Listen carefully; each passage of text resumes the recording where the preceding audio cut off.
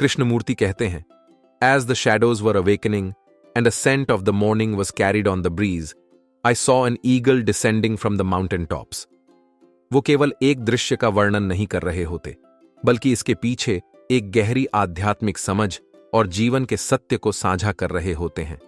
इस उद्धरण में कई प्रतीक हैं जो हमारे जीवन की यात्रा और उसकी चुनौतियों को दर्शाते हैं। सबसे पहले सुबह का समय, जब अंधेरे की छाया धीरे धीरे जाग रही होती है और सुबह की ताजी खुशबू हवा में फैल रही होती है। ये उस समय को दर्शाता है जब हमारा मन भी जागता है। सुबह का समय प्रतीक है नई शुरुआत का, एक नई दिशा की खोज का। जब रात का अंधकार समाप्त हो जाता है तो सुबह का प्रकाश हमारे जीवन में उम्मीद और संभावना लेकर आता है। कृष्णमूर्ति ने एक चील को देखा जो पहाड़ की छोटी से बिना पंख फड़फड़ाए नीचे घाटी की ओर आ रही थी। यहां चील एक प्रतीक है आत्मा का, जो स्वतंत्र और निरंकुश होती है। चील ऊंचाई पर रहती है, जहां कोई शोर शराबा, कोई संघर्ष नहीं है। वो ऊंचाइयों पर रहती है, एकांत में, जहां सिर्फ शांति होती है। लेकिन फिर भी चील उस ऊंचाई से नीचे उतरती है, घाटी में जाती है, जहां उसे काले पहाड़ों के बीच अदृश्य होते हुए देखा जाता है। यह उतरना एक महत्वपूर्ण प्रतीक है।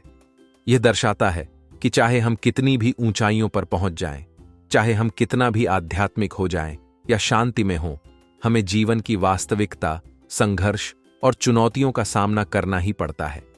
घाटी यहां प्रतीक है जीवन के संघर्षों का, दुनियावी झगड़ों का, जहां हर इंसान को जूझना पड़ता है। चील का बिना पंख फड़फड़ाए घाटी की ओर जाना हमें यह सिखाता है कि जब हम जीवन की कठिनाइयों का सामना करते हैं तो हमें शांति और संतुलन बनाए रखना चाहिए। हमें उतार चढ़ाव को बिना घबराए, बिना घबराहट के सहज रूप से स्वीकार करना चाहिए। घाटी में जाने के बाद चील अदृश्य हो जाती है। यह प्रतीक है हमारे जीवन में आने वाली चुनौतियों का, जिनसे हम कभी कभी घिर जाते हैं और समझ नहीं पाते कि आगे का रास्ता क्या है। ये वो पल होते हैं जब हमें ऐसा लगता है कि हम खो गए हैं, हमें समझ नहीं आता कि हमें क्या करना है। लेकिन चील का फिर से वापस ऊंचाइयों पर लौटना एक महत्वपूर्ण संदेश देता है।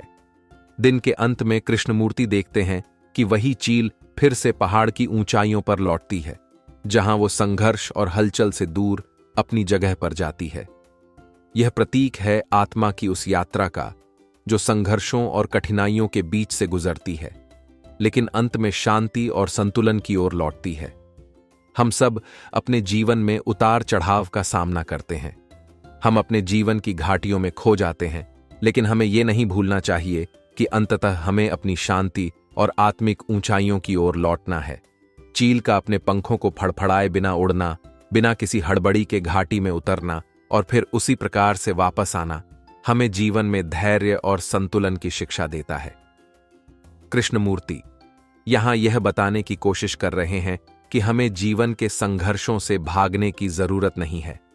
संघर्ष हमारे जीवन का हिस्सा है, लेकिन अगर हम अपने मन को शांत और संतुलित रख पाते हैं तो हम इन संघर्षों से बाहर आकर फिर से शांति में लौट सकते हैं।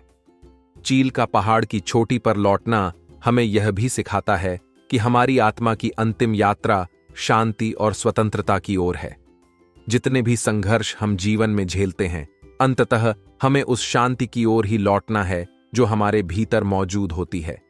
हमें अपने भीतर की उस शांति को पहचानने और महसूस करने की आवश्यकता है, जो हमें जीवन के हर संघर्ष से ऊपर उठा सकती है।